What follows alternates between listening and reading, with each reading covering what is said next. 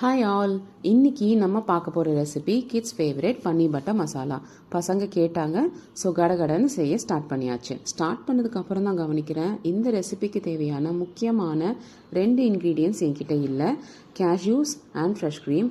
இந்த ரெண்டும் தான் இந்த ரெசிபிக்கு ஒரு க்ரீமி கன்சிஸ்டன்சி கொடுக்கும் இல்லையா?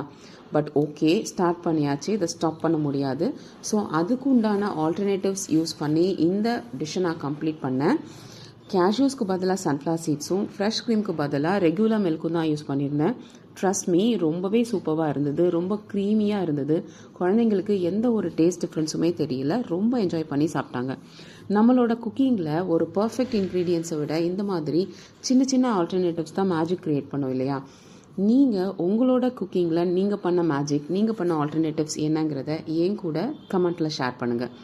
இந்த டிஷ்ஷோட டீட்டெயில்டு ரெசிபி நான் டிஸ்கிரிப்ஷனில் கொடுத்துருக்கேன், கண்டிப்பாக செக் பண்ணி பாருங்கள்.